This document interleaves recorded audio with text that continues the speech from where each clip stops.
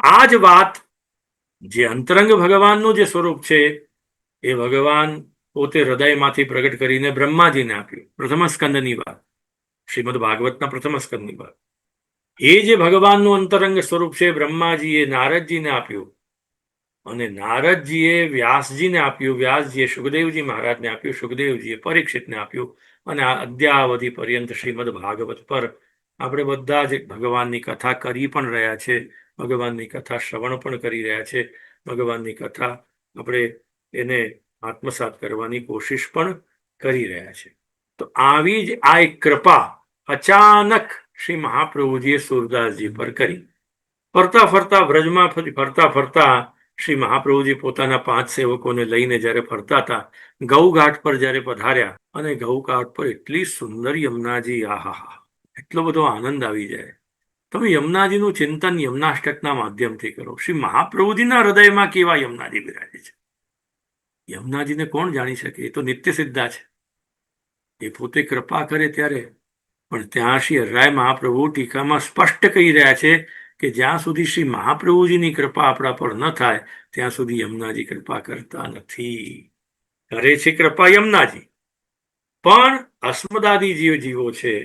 આ ટીકામાં જે સંસ્કૃતમાં લખેલી ટીકાઓ છે એમાં શ્રી ગોસાઈજીની છે, એમાં શ્રી પુરુષોત્તમજીની છે, એમાં શ્રી દ્વારકેશજીની છે, વગેરે વગેરે ટીકાઓ બધી ઘણી બધી સુંદર. એમાં આ લખ્યું છે કે શ્રી મહાપ્રભુજીના દ્વારા તો મહાપ્રભુજીએ કૃપા ક્યાં કરી? સુબોધનીજીમાં કરી, ત્રિવિધ લીલા નામાવલીમાં કરી, પુરુષોત્તમ સહસ્રનામમાં કરી, શ્રીમદ ભાગવતની સુબોધનીજીમાં કરી, બડી ટીકા છોટી ટીકામાં કરી. એના પર પુરુષોત્તમજીનો પ્રકાશ આવ્યો. તો પુરુષોત્તમજીના પ્રકાશમાં જ્ઞાનપક્ષ અને રસપક્ષ બંને છે, બંનેને સમજવાનો પ્રયત્ન કરો. પ્રેમના સ્વરૂપને એવી સુંદર રીતે એને ડિફાઇન કરી રહ્યા છે શ્રી પુરુષોત્તમજી, ત્યારે આપણને ખ્યાલ આવે કે આપણા હૃદયમાં આ પ્રભુ બિરાજમાન છે. એને ઓળખવાની કોશિશ કરવી જોઈએ. આપણે કેમ નથી ઓળખી શકતા? કેમ કે અવિદ્યાજીનું પટલ જે છે, અવિદ્યાનો જે પડદો છે, એમાંથી બહાર આપણે આવી શકતા નથી. આપણે જ્યાં સુધી સત્સંગ કરશું, આ પ્રવચન વાર્તા બધી થશે, ત્યાં સુધી આપણને આનંદ થશે, ને જેવું બંધ થશે એટલે પાછા જેવા હતા તેવા જ થઈ જઈએ છે. એ જે જેવા હતા તેવા થઈ જઈએ છે એનું નામ જ અવિદ્યા છે. એના માટે નિબંધાદિ ગ્રંથોમાં શ્રી મહાપ્રભુજીએ પ્રયત્ન આપ્યા છે આપણને, એ પ્રયત્નો કરતા રહેવા. તો અચાનક જે મહાપ્રભુજી ગૌઘાટમાં પધાર્યા, સુરદાસજીના એમને ભેટો થયો. સુરદાસજીએ પોતે પદ ગાયું મહાપ્રભુજીને રીઝાવવા માટે, વક્ત પતિતન કોટીકો વગેરે.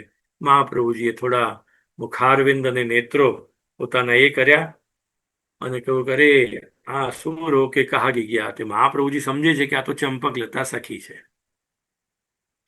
જગતગુરુ શ્રીમદ વલ્લભાચાર્ય ચરણ પોતે સમજી રહ્યા છે તરત જ. એ જીવ મહાપ્રભુજી નહીં સમજે તો પોતાના જીવને કોણ સમજશે? નિકુંજાદી લીલાઓની અંદર, રસવિશિષ્ટ લીલાઓની અંદર જે સૂરી સૃષ્ટિ જેને કહીએ પુરુષોત્તમજી, અને જે વરાહ પુરાણની અંદર પણ જેનું વર્ણન થાય આપણને મળે છે, ને એનું ઉટ્ટંકન પુરુષોત્તમજી આપે છે. જ્ઞાન ચર્ચા સાથે ભાવની ચર્ચા છે આજે. એમાં બતાડે છે કે આ તો સૂરી સૃષ્ટિ છે. સૂરી સૃષ્ટિમાં પણ વિમોહિત એટલે વિશેષ મોહ પામેલી સૂરી સૃષ્ટિ પણ છે, અને બિલકુલ જેને કહીએ ને કે જેને મોહ જ પ્રાપ્ત થયો નથી એવી પણ સૂરી સૃષ્ટિ છે. એ ગોપીજનોની છે. પણ ત્યાં ગોપી ગીતમાં તો ત્યાં પણ એ ગોપીજનો ખતા ખાઈ ગયા. આપણે તો ખતામાં જ રહ્યા છે, હજી આપણને જ્ઞાન થતું જ નથી. ગોપીજનો, તમે ગોપી ગીત વાંચશો અને વિરહ જે વાંચશો આખો ગોપીનો, કે કૃષ્ણ કૃષ્ણમાં ક્વાસી ક્વાસી મહાભુજ, એની અંદર ભગવાન અંતર ધ્યાન થઈ ગયા. પછી એમને ક્ષણિક, એ તો મહાન જ્ઞાનવતીઓ છે, સાક્ષાત વેદની ઋચાઓ છે. ભગવાન થોડુંક અભિમાન થયું ને એટલે ભગવાન અંતર ધ્યાન થઈ ગયા. તો બહિરંગ સ્વરૂપ ભગવાનનું છે શોધવા લાગ્યા, અંતરંગ સ્વરૂપ જે છે એને શોધી શક્યા નહીં. એટલો મોહ થયો. મારી પણ કોઈ હિંમત નથી ને તમારી પણ કોઈની હિંમત નથી કે આપણે બોલી શકીએ. સમજવા માટે આપણે કહીએ છીએ. આપણે તો વિમુગ્ધ જ છીએ. વિશેષેણ મુગ્ધાહ સંસાર લિપ્તા. આપણી અવસ્થા તો સંસાર લિપ્ત છે હજી. એટલા માટે અહીંયા કહે છે તો કે આ બધા અત્યારે ચંપકલતા સ્વરૂપ સખીનું સ્વરૂપ કોણ સમજ્યું? શ્રી મહાપ્રભુજી તરત સમજી ગયા ચંપકલતાના સખીને, અને પોતે તરત ટંકાર કર્યો, સીધી હૃદય પર જ ચોટ મારી જોરથી. અરે શું રોકે કહા ગયા, કશુંક ભગવત લીલા ગાઓ, કઈક ભગવાનની લીલા ગાઓ. પેલા હાથ જોડીને કહે કે મને નથી આવડતી, આપ કૃપા કરો, ગુરુ કૃપા હિ કેવલમ. શ્રી મહાપ્રભુજીએ કૃપા કરી. કૃપા કેવી રીતે કરી? એમને વરણ કર્યું મનમાં. વરણ મનમાં કર્યું એટલે એમને નિશ્ચય કર્યો કે આ તો ચંપકલતા સખી છે અને ભાન ભૂલેલા છે. આપણે તો જે ભાન ભૂલ્યા છે ને એ તો ક્યારે પણ નથી એમ. પણ એવા પણ જ્યારે પોતે આ ભગવાનની સાથે સંપર્ક કેવી રીતે કરાવો, ત્યારે પોતે આજ્ઞા કરી. અને એ જ વખતે શ્રી મહાપ્રભુજીનું પ્રમેય બલ ત્યાં કાર્ય કરી ગયું. અને પ્રમેય બલથી એમના જે ભક્તિવર્ધની પ્રોક્ત જે બીજ ભાવ છે બધા જ પ્રસ્ફુટિત થયા. એમાંથી જે પ્રેમનું જે અંકુર જે પહેલું પ્રગટ થયું, કૃષ્ણ દર્શન લાલસા. હા, શિક્ષાપત્ર તમે જુઓ. એવા જે ભક્તો, શ્રી હરરાયજી કહે છે કે જેને કૃષ્ણ દર્શનની જ લાલસા છે, બીજી કોઈ લાલસા એમના મનમાં નથી, અને બીજી કોઈ લાલસા એમના મનમાં પ્રગટ જ થતી નથી. એમ એવો બીજ ભાવ દ્રઢ જેમનો છે. બીજ ભાવ પર પણ ઘણું બધું કહી શકાય છે, પણ આપણે કોઈક વાર આપણે શ્રી મહાપ્રભુજી કૃપા કરશે તો આપણે કરશું. પણ કેવલ માત્ર કૃષ્ણ દર્શન લાલસા. હા, તો આ કૃષ્ણ દર્શન લાલસા કોની હતી? એ વ્રજ ભક્તોની, કે ભગવાન પ્રગટ થશે. વ્રજ ભક્તો જેટલા પણ હતા, આખા વ્રજ ભક્તોમાં સ્ત્રી પુરુષ બાલ આબાલ વૃદ્ધ પશુ પક્ષી બધા વ્રજ ભક્તો છે. એટલે વ્યાપક અર્થમાં તમે વિચાર કરશો તો ખ્યાલ આવશે. અને એમાં સુબોધનીજીમાં શ્રી મહાપ્રભુજીએ બધા જ પ્રકારના વ્રજ ભક્તોની વાર્તા કરેલી છે, એમના સ્વરૂપ જ્ઞાન કરેલા છે. એવી લાલસા જ્યારે ગોપીજનોને થઈ અને એ જ્યારે દોટ મૂકી, જ્યારે માંદલ વાગી, ઝાલર ઘંટા વગેરે થયા અને હેલા પડ્યા કે પ્રભુનું પ્રાગટ્ય થઈ ચૂક્યું છે, એટલે એક કર્ણોપકર્ણ બધાને સમાચાર મળ્યા. અને બધા જ જેમ જેસે મુનિયાલાલ, મુનિયાઓ પોતાની, મુનિયા પક્ષી છે બહુ સુંદર, એ પ્રેમનું પ્રતીક છે. અને તમે મુનિયા પક્ષી નાનું સરખું આટલું પક્ષી છે, એની ચાંચ પણ એટલી સુંદર છે, અને એના પર શ્યામ પંખ છે, અને એનો કંઠ અને જે ઉદર વિભાગ છે બધો લાલ છે, અને એના પર નાની નાની સફેદ ચુંદડીઓ છે. તમે વિચાર કરો, મુનિયા પર પણ વિચાર કરો. એ જે કીર્તનમાં લખેલું છે, જો આ મુનિયા પક્ષી છે, જો આ તમે જુઓ, હજી પણ લાલ હોય છે. આ તો સ્પોટેડ હોય, જેને કહીએ ને ચુંદડી વાળું છે. ચુંદડી તો આપણી યમુનાજીના ભાવની છે. ચુંદડીના ભાવ પણ વિચાર, લહેરિયા ચુંદડીના ભાવ વિચાર કરીએ તો આપણને ખ્યાલ આવે. લાલ ચુંદડી, પીળી ચુંદડી, લીલી ચુંદડી, નીલ ચુંદડી, ગુલાબી ચુંદડી, બધી અલગ અલગ શ્યામ ચુંદડી વગેરે. એવી રીતે લાલ લેરિયા, પીળા લેરિયા, બધા અલગ અલગ રંગના લેરિયાઓ. જો તમે આમાં જુઓ તમને ખ્યાલ આવશે. આ જો દેખાતું હોય, આ ભાગમાં ચુંદડીઓ પડેલી હોય છે, ઝીણી ઝીણી. તમે જોજો, તમે ત્યાં ખોલીને મુનિયા લખજો એટલે ખ્યાલ આવશે તમને. આ તો પ્રાકૃત પક્ષી છે, એટલે આદિભૌતિક પક્ષી છે. પણ જે તે વખતે ભગવાનનો જ્યારે પ્રાદુર્ભાવ થયો, ભગવાન અવતાર કાળની અંદર જ્યારે પ્રગટ થયેલા સારસ્વત કલ્પની અંદર, ત્યારે પશુ પક્ષી કીટ ભ્રમર આદિ પણ જલ સ્થળ પર્વતો વગેરે બધું આદિદૈવિક ગોલોકધામથી પધારેલું. હવે તમે તમે એનું ધ્યાન ધરશો ને, લીલાનું ધ્યાન ધરશો તો તમને ખ્યાલ આવશે કેવો એકદમ રસાત્મક એ બધાને આનંદ હતો. એમને ભગવાનના દર્શન કરવાની તીવ્રતમ લાલસા થઈ. શ્રી કૃષ્ણ દર્શન લાલસા. શિક્ષાપત્રના પહેલા શ્લોકનો ભાવાર્થ જ્યારે વિચાર કરીએ, અને પછી તરત તમે જુઓ બીજા જ શિક્ષાપત્રમાં આ પોતે વ્રજભક્તોનું વર્ણન કરવા માટે તત્પર થઈ ગયા. એટલે શ્રી હરિરાયજીના હૃદયની અંદર ગોપી ભાવ કેવો સુંદર સિદ્ધ થયો છે. ગોપી માટેનો ભાવ, ગોપી ભાવના અલગ અલગ પ્રકારો છે. પરમાનદાસજી પણ લખી રહ્યા છે પદોમાં. ગોપીનો ભાવ, ગોપી માટેનો ભાવ, ગોપીથી પ્રગટ થયેલો ભાવ, ગોપીનો ભાવ, ગોપી પોતે જ જે ભાવ સ્વરૂપે, જે ભાવનું સાક્ષાત આદિદૈવિક અંગ, એ પણ એક પક્ષ સમજવા જેવો છે પુષ્ટિમાર્ગની અંદર.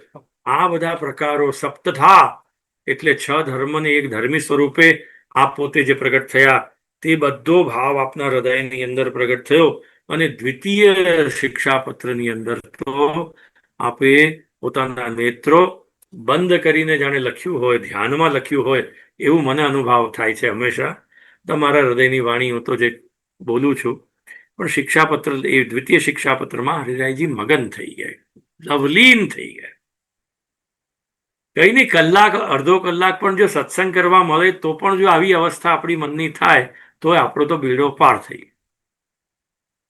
સાંભળનારને પણ આનંદ થાય અને બોલનારને પણ આનંદ થાય. કેમ કે બોલનાર કોણ છે? વક્તા. સાંભળનાર કોણ છે? શ્રોતા. બંનેના વચમાં સંબંધ કોનો છે? ભગવાન, પોતાનો સંબંધ. હવે સમય પણ પૂરો થઈ ગયો છે એટલે આગળ પણ પછી વાત કરશું. તો એની અંદર મારે ખાસ જે આજે કહેવું હતું, હું એક જ ટૂંક સમજાવીશ, પછી મારું પૂરું કરીશ.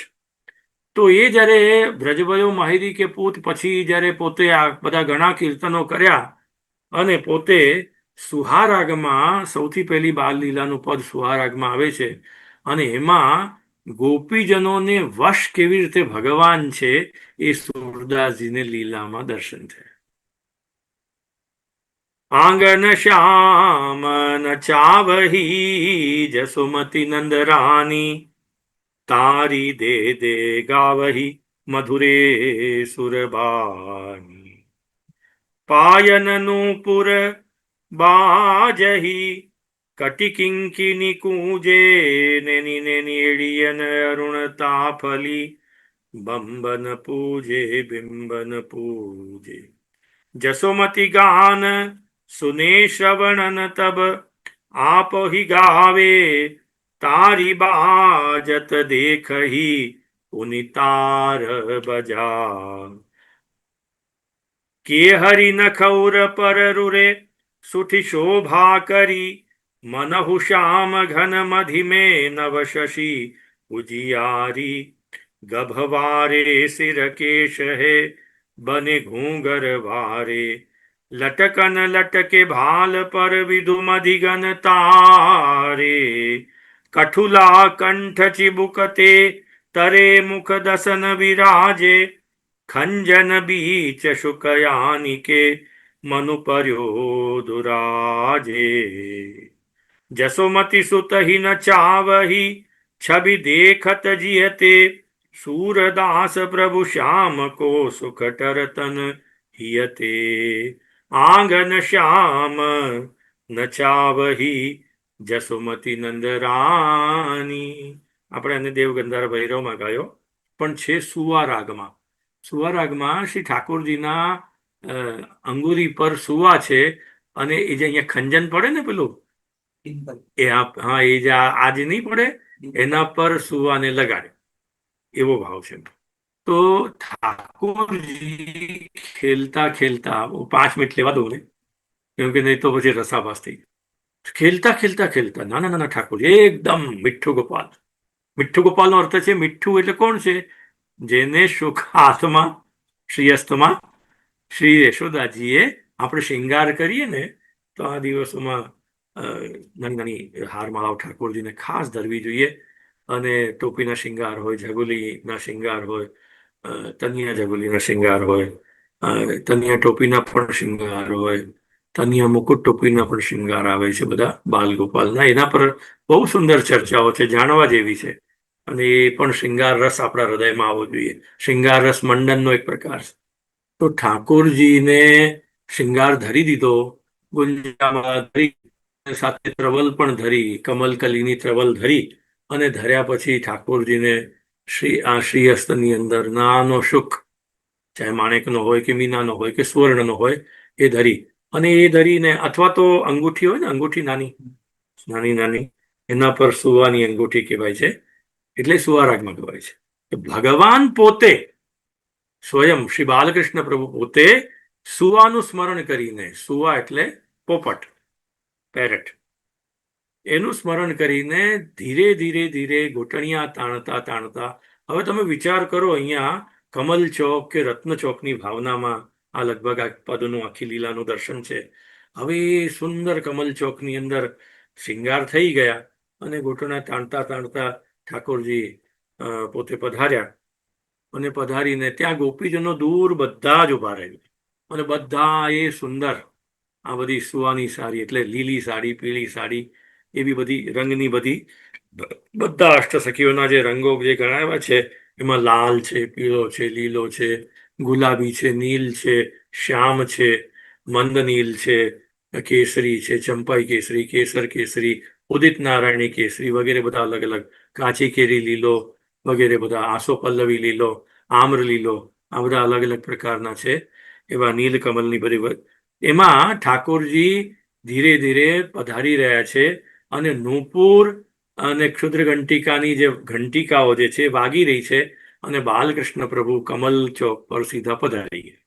કમલ ચોકમાં જે વચ્ચે કમલ હોય ને એ ઠાકોરજી માટે છે.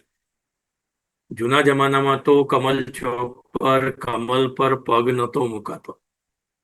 એ પ્રભુની વસ્તુ છે, પ્રભુનું આસન છે, ચરણ કમલનું આસન છે. એટલા માટે તો ત્યાં ગોપીઓ ઝટ દઈને ઝૂકીને હું પહેલા, હું પહેલા, હું પહેલા એમ કરીને દોડ્યા.